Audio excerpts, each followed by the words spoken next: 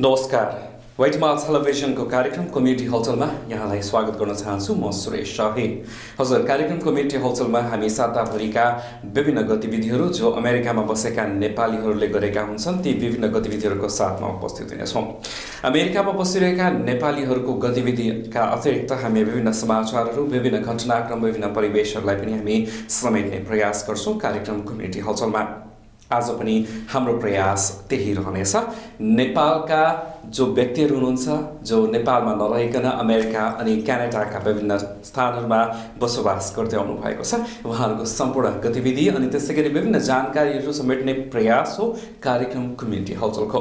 र आजको हाम्रो प्रयास पनि कार्यक्रम कम्युनिटी हलचलमा गत साता के भयो, के भइरहेका छन्, यस्ता विभिन्न जानकारीहरू अनि समसामयिक एउटा विषयमा हामी रिपोर्ट पनि यहाँलाई देखाउँछौँ। र आजको पनि हाम्रो प्रयास त्यही नै रहनेछ।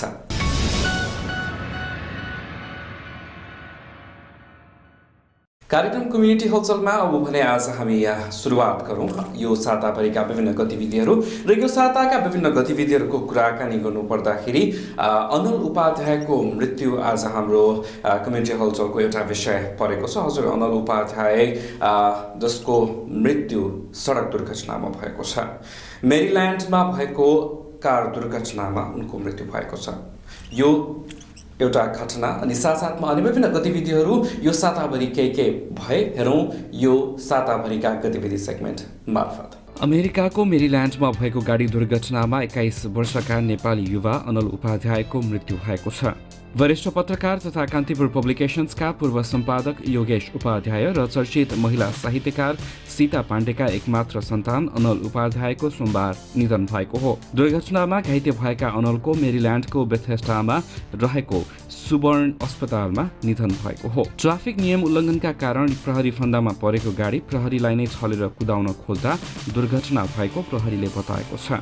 प्रहरीका अनुसार अनलले मेरील्यान्डको कनेक्टिकट एभिन्यूमा रहेको स्पुन हिलमा रहेको वाइन पसल अघि फायर लेनमा गाडी पार्क गरेका कारण प्रहरीले उनको लाइसेन्स मागेका थिए। तर पहिले नै ट्राफिक नियम उल्लङ्घनमा परेका अनलको लाइसेन्स सस्पेन्ड गरिएकाले अनलले गाडी चलाउन पाउँदैनथे।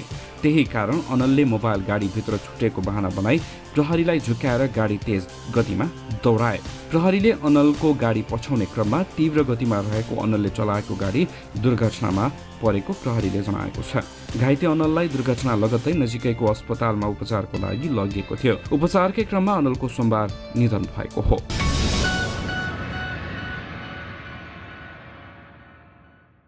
प्रवासमा पनि नेपाली चलचित्र निर्माण हुने भएको छ। विगत केही वर्षदेखि श्रव्य दृश्य सम्बन्धी काम गर्दै आएका शम्भु मोक्तान तथा व्यवसायी लीला राई संस्थापक रहेको सिने न्युयोर्कले अमेरिकाको न्युयोर्कमा नेपाली चलचित्र निर्माण गर्ने घोषणा गरेको हो। न्युयोर्कको ज्याक्सन हाइट्समा गरिएको पत्रकार सम्मेलनमा सो जानकारी दिइएको हो। करिब $1 लाख लगानी रहने उक्त चलचित्रको नाम चुम्बक रहनेछ। रविराज अर्याल चलचित्रको निर्देशक रहनेछन् भने कथा न्युयोर्क स्थित कानुन व्यवसायी विनोद रोक्काको हुने पनि जानकारी दिइएको छ। हालसम्म कलाकारहरूको चयन भइ नसके पनि अमेरिकाबाट नै चयन गरिने पनि जनाइएको छ।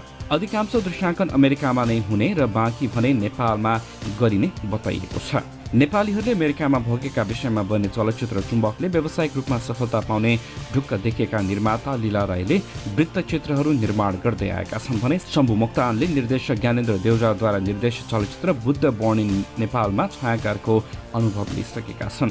डिजिटल प्रविधिमा निर्माण हुने उक्त चलचित्रमा रेड क्यामेरा प्रयोग गरिने भएको छ भने पोस्ट प्रोडक्सनको हालसम्म निर्णय भएको छैन। 2015 को फेब्रुअरीबाट छायाङ्कन सुरु गरिने पनि पत्रकार सम्मेलनमा जानकारी दिइएको छ। डाक्टर खाते चलचित्र प्रदर्शनका लागि अमेरिका आएका निर्देशक रविराज अर्यालले चुम्बकको निर्देशन बाहेक पटकथा पनि आफै लेख्ने जानकारी दिए।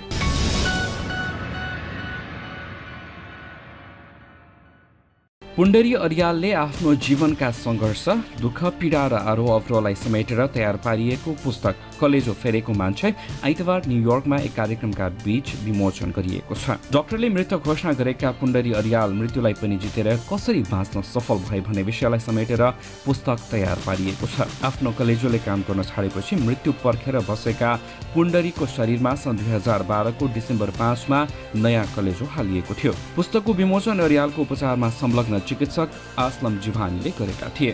न्युयोर्कको ज्याक्सन हाइट्समा रहेको हिमालयन याक रेस्टुरेन्टमा गरिएको कार्यक्रममा डाक्टर तारा मिरौला, डाक्टर कमल पाण्डे, विनोद रोक्का, शैलेश श्रेष्ठ लगायतका व्यक्तिले पुस्तकको समीक्षा गरे भने पुण्डरी अरियाल र उनका छोरा विशाल अरियालले कलेजो फेर्ने क्रममा भोगेका दुःख पीडाका बारेमा बताएका थिए। कार्यक्रममा नामलाल श्रेष्ठ, शकुन्तला गेवाली, गिरिजा गौतम, कमला प्रसाई लगायतले मन्तव्य व्यक्त गरेका थिए भने वन्दना कोइरालाले कविता वाचन गरेकी थिइन्। कार्यक्रमको सञ्चालन सञ्चारकर्मी सहदेव पौडेलले गरेका थिए।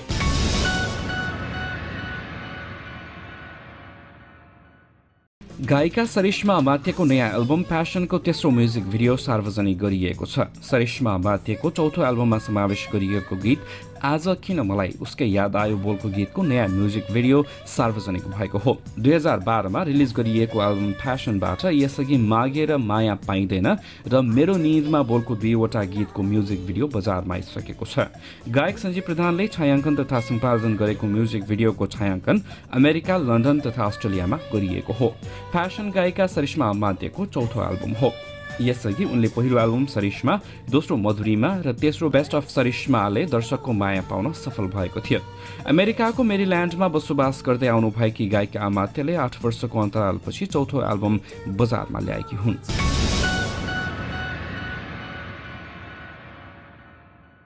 वाशिंगटन डीसीको संसद भवन क्यापिटल हिलमा भारतीय अमेरिकनहरूको पहल तथा युएस कङ्ग्रेसनल ककस भारत तथा शिव विष्णु मन्दिरको पहलमा दीपावली मनाइएको छ। कार्यक्रममा अमेरिकी नेपालीहरूको तर्फबाट अमेरिका नेपाल सोसाइटीका वर्तमान सभापति जीवन तिवारीले सहभागिता जनाएका थिए।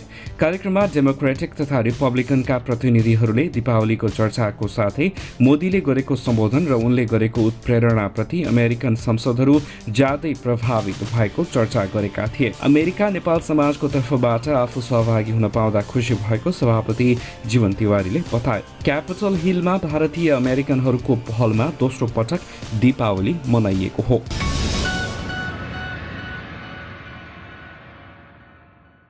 न्युयोर्क प्रहरीले 34 वर्षीय केभिन डर्डेनलाई हत्या अभियोगमा मंगलबार पक्राउ गरेको छ। गत आइतबार केभिन डर्डेनले ब्रोङ्क्सको सबवेमा ट्रेनको प्रतीक्षा गरेर बसेका व्यक्तिलाई धक्का दिएर सबवे प्लेटफर्ममा खसाली हत्या गरेका थिए। ब्रोङ्क्सको 167 स्ट्रिटमा डी ट्रेन आइरहेको बेला डर्डेनले सो व्यक्तिलाई धक्का दिएका थिए। हत्यापछि डर्डेन त्यहाँबाट भागे पनि सेक्युरिटी क्यामेरामा रेकर्ड भएको भिडियोबाट उनको पहिचान गरेर पक्राउ गरिएको हो। मारिने व्यक्ति वाइ क्युन कोक रहेको प्रहरीले जनाएको छ। घटना भएको समयमा वाइ क्युन कोककी श्रीमती पनि सँगै रहेको र उनी घटनापछि बेहोस भएका कारण उनको भने उपचार भइरहेको बताइएको छ।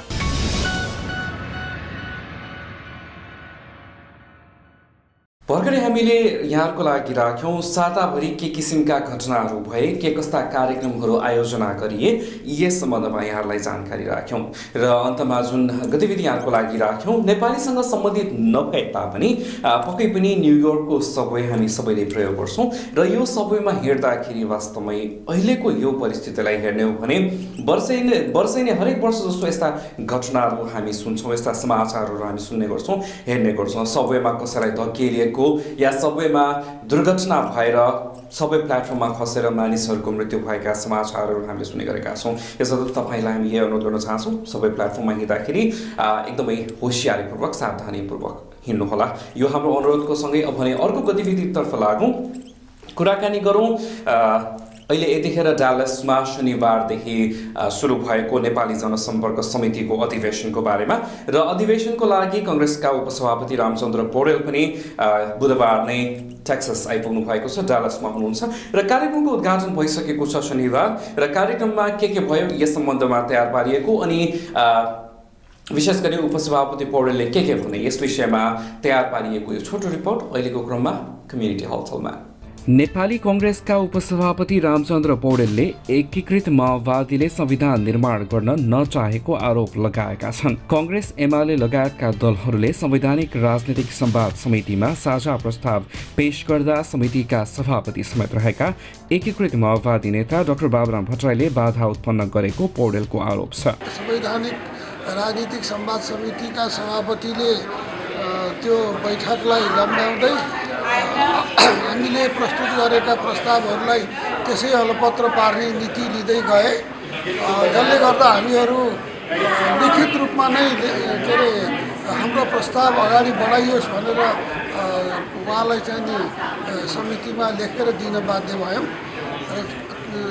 र 71 जनाको समितिमा हामीले 43 जना संवैधानिक समितिका सदस्यहरूले लिखित रूपमा यी प्रस्तावहरू सदनमा छलफल र निर्णयको लागि पठाइयोस् भनेर हामीले दिएका छौँ। अब उहाँ त्यसपछि उहाँले फेरि अनिश्चितकालको लागि बैठक स्थगित गरेर उहाँ हिँड्नुभयो। अब कति दिन उहाँले अल्मल्याउने हो, तर अब उहाँले समितिको बहुमत सदस्यले एउटा अडान राखिसकेपछि उहाँले भाग्ने ठाउँ त छैन, तर केही दिन अलमल र छलफल के अरे यो छलछाम गरेर चाहिँ सक्नुहुन्छ। तर पनि अब हामी हाम्रो कुरामा स्पष्ट छौँ, हामीले राष्ट्रलाई सुहाउँदो संविधानको खाका प्रस्तुत गरेका छौँ। उपसभापति पौडेलले एकीकृत माओवादी लगायतका दलका कारण बैठकलाई बिना कारण लम्ब्याइएको बताएका छन्। एकीकृत माओवादी लगायतका दलहरू समयमै संविधान बनाउन नचाहेको भए पनि उनीहरूलाई सहमतिमा लिएर समयमै संविधान निर्माण हुने उपसभापति पौडेलले विश्वास दिलाउनु भयो। तर अब अहिले आएर चाहिँ माओवादीले माघ 8 कोलाई त यसै पनि उसले धकेल्न हर प्रयास गरिरहेको छ। त्योभन्दा पनि अझ उनीहरू संविधान सभाबाट बनाउने हुन् कि होइन, यो एउटा आशंका पैदा हुने स्थिति जन्मिरहेको छ। किनभनेदेखि माओवादीको एउटा धड वैद्य समूहले संविधान सभालाई नै बहिष्कार गर्यो।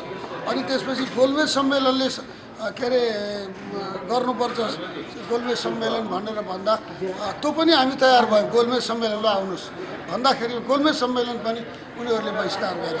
भन्दाखेरिमा यो भिडियो टेप शक्तिखोरको भिडियो टेपमा प्रचण्डले बोलेको कुरा यो संविधान सभा हाम्रो रणनीति हो भनेर भनेको कुरा अहिले कहीँ त्यस्तो हो कि भन्ने शङ्का लाग्न थालिसक्यो। त्यो रणनीतिलाई चिर्नको लागि तपाईहरु सत्तामा तर एउटा कुरो तपाईँलाई म विश्वास दिलाउँछु, हामी संविधान बनाएर छाड्छौँ। कहिले हामी बनाउँछौँ। हामी अब 2-4 दिन ढिलो होला, 1 महिना 2 महिना अथवा 4 दिन 10 दिन ढिलो होला, तर हामी यो संविधान बनाउँछौँ।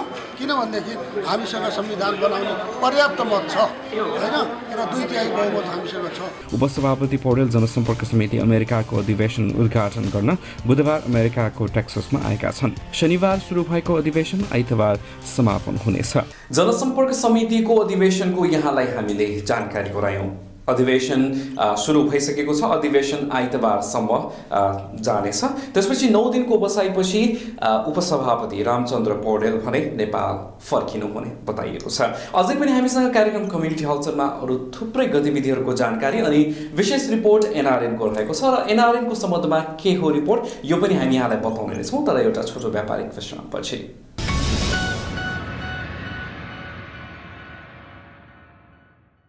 कहिलेकाहीँ यही ठुलो सहरको एउटा सानो कुनामा हराउने गर्छु। यात्रामा भेटिएका लक्ष्यहीन यात्रीहरूका ती अपरिचित अनुहारलाई पनि पढ्ने कोसिस गर्छु र आफ्ना खुल्दुलीहरूसँग खेल्ने जमर्को गर्छु। गरिब राष्ट्रका गरिब मानसिकता अनि विश्व सम्प्रदायमा छाएका यी ठुला मुलुकहरूमा हुने गरेको गुटबाजी, विकास अनि क्रान्ति, शिक्षा र प्रगति, कानुन तर त्योसँग जोडिएको र पहरेदारी गरिरहेको कलम हो। त्यही कलम चेतना, स्वाधीनता, स्वतन्त्रता र न्यायको वकालत। 21औं शताब्दीको यो चेतनशील र उर्वर कालखण्डमा यिनै प्रसङ्ग र विषयहरूलाई तपाईहरूसम्म सम्प्रेषण गर्ने इमान्दार प्रयत्नका साथ सम्प्रेषित भइरहन्छु। सम्प्रेषणको साथ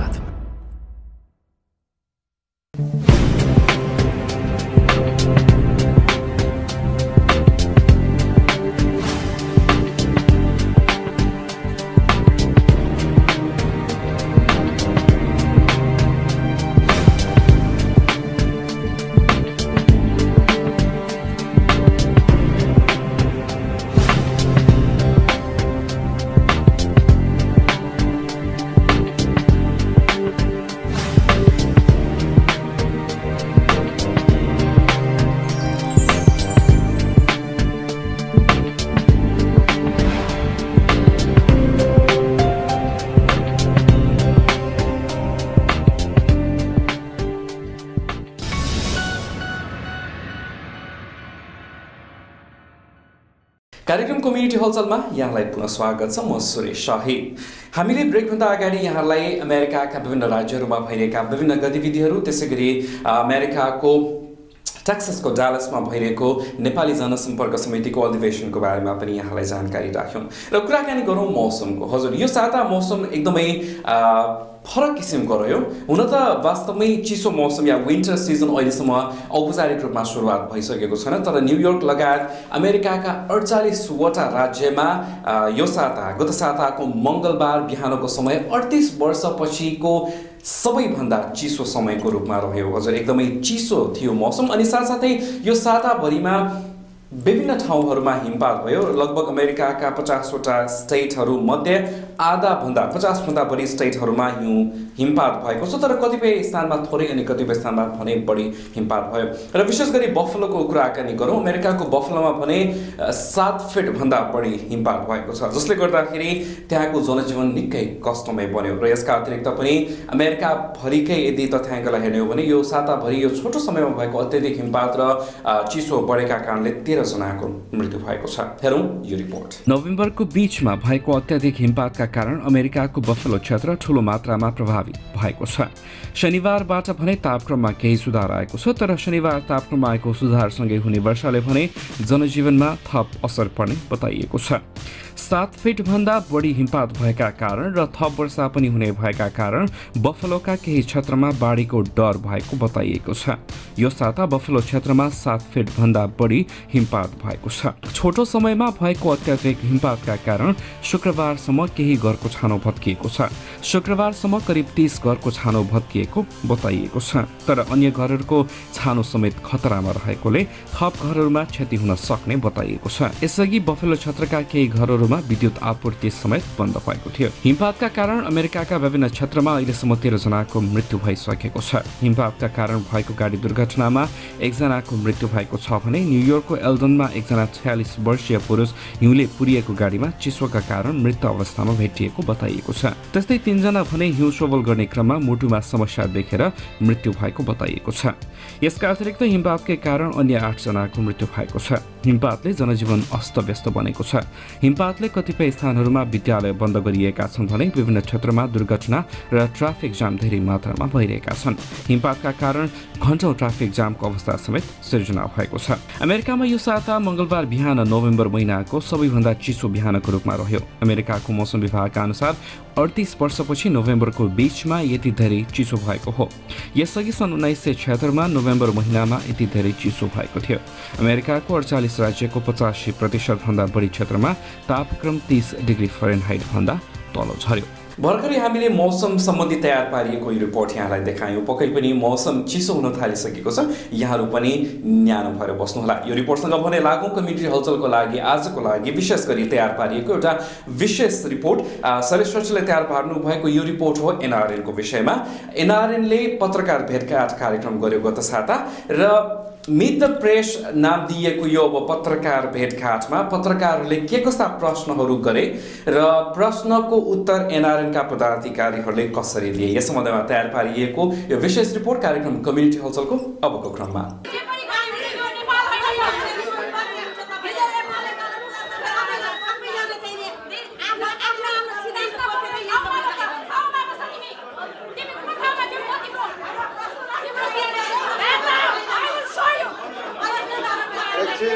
प्लिज शान्त भइदिनुहोस्। तपाईहरुको बोल्ने पालोमा यसो त्यसै कुरा गर्न हुँदैन के त्यसै गर्नु न। चिल्लाएर भन्ने प्लिज सिट डाउन।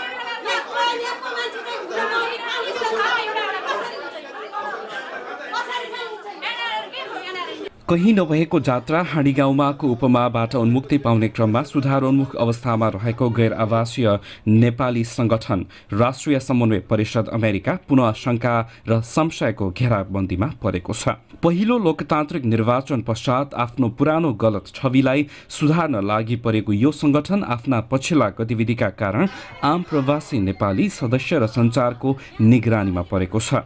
निर्वाचन ताका गरिएका थुप्रै आश्वासन, बाचा र प्रतिज्ञालाई लत्याएर यसका हर्ताकर्ता निजी लाभ र अतिरञ्जनामा निर्लिप्त भएका छन् भने संगठनले गर्ने गरेका काम कारबाहीहरू दलगत राजनीतिबाट प्रभावित र निर्देशित समेत हुने गरेका छन्। अक्टोबर 11 तारिक काठमाडौँमा भएको NRN डे मनाएर फर्किएको अमेरिकी प्रतिनिधि मण्डलको ठूलो जत्थाले महिनौसम्म आफ्नो प्रगति विवरण र हिसाब किताब नबुझाएपछि राष्ट्रिय समन्वय परिषद अमेरिकालाई सञ्चारको निरन्तर दबाव पर्यो। त्यसको फलस्वरूप बाध्य भएर उनीहरूले नोभेम्बर 16 तारिक आइतबारका दिन न्युयोर्कको ज्याक्सन हाइट्स स्थित हिमालयन याक रेस्टुरेन्टको सभा कक्षमा पत्रकार भेटघाटको आयोजना गर्यो। प्रारम्भमै वितरण गरिएको 7 पृष्ठ लामो प्रगति विवरण पेश गरिसकेपछि महासचिव कृष्ण पोखरेलले त्यही लिपिबद्ध फेरिस्त दोहोर्याए।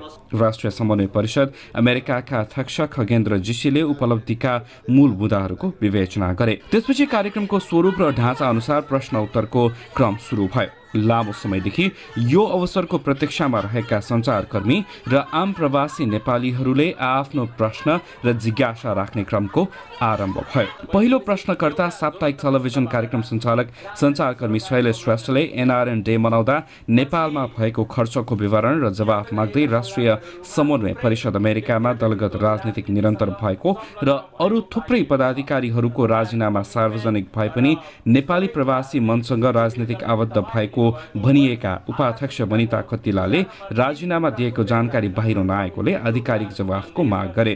यहीँ बस्नुभएका केही मान्छेहरू अझै पनि राजनीतिक संलग्नतासँग निकट छु भनेर भन्नुभएको छ।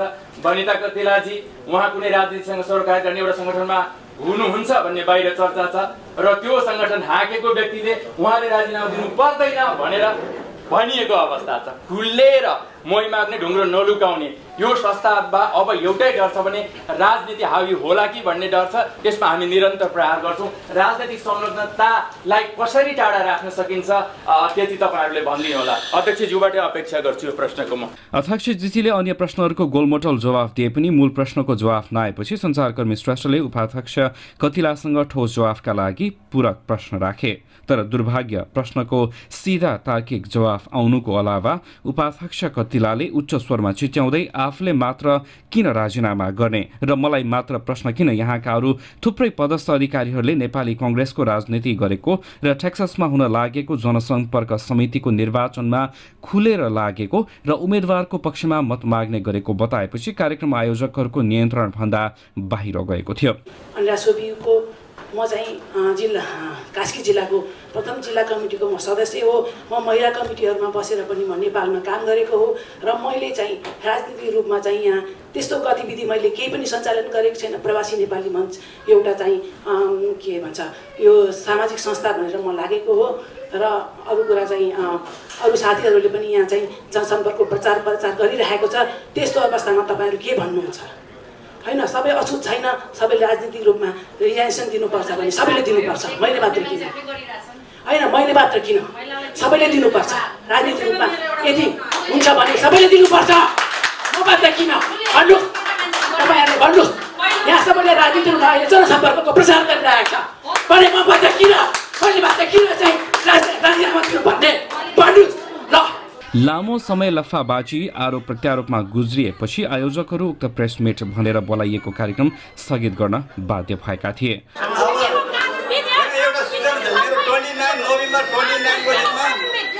जति हामीले फन्डरेजको लागि त्यो कन्ट्रिब्युसन गरेको छ त्यो उहाँहरू सबैको लागि चाहिँ यहाँ मैले अनुरोध डिनर राखिरहेको छु। त्यसको अनुरोध गर्न चाहन्छु। त्यसको लागि हाम्रो सर्टिफिकेट छ, त्यहाँको लागि अफिसियल सर्टिफिकेट बनाएर वितरण गर्छु। 6 बजे डिनरमा सबै पाल्नुहोस्। मिडियाहरू सबैलाई चाहिँ मैले इन्भिटेसन छ, सबै आउनुहोस्। त्यसलाई जो कन्ट्रिब्युसन गरेको छ फन्डरेजको लागि त्यो सबैलाई म अनुरोध छ त्यो दिन आइदिनु होला त्यो अनुरोध गर्न चाहन्छु। Thank you. साथीहरू, यसपछि लगत्तै पछि अर्को प्रोग्राम आइरहेको छ।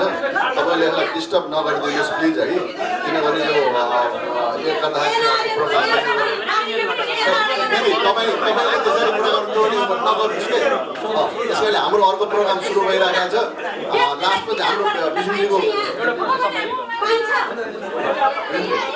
पत्रकार सञ्चारकर्मीहरूलाई कार्य विवरण जानकारी दिन मिट द प्रेस भनेर कार्यक्रम आयोजना गर्ने, तर सञ्चारकर्मीको एउटा प्रश्नको सामना गर्न नसक्नेहरूले कसरी आम प्रवासी नेपालीहरूको चाहना र आवश्यकतालाई सम्बोधन गर्दै कार्य सम्पादन गर्लान्? अहिले यो यक्ष प्रश्न अमेरिकी प्रवासी नेपाली समाजमा तरङ्गित भएको छ।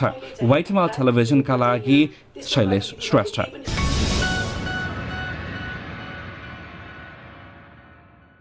हजुर, कार्यक्रम कम्युनिटी होटलमा यो विशेष रिपोर्ट यहाँहरूको लागि राखेसँगै भने हामीले पनि यहाँबाट बिदा माग्नुपर्ने बेला भइसकेको छ। आजको कार्यक्रममा हामीले यहाँहरूका लागि साताभरिका विभिन्न अमेरिकाका विभिन्न राज्यहरूमा बसोबास गरिरहेका नेपालीहरूले गरेका विभिन्न गतिविधिहरू, समाचारहरू अनि विशेष रिपोर्ट यहाँहरूको लागि राख्यौँ। कार्यक्रम कस्तो लाग्यो यहाँहरूलाई सल्लाह सुझावको हामी अपेक्षा गर्छौँ।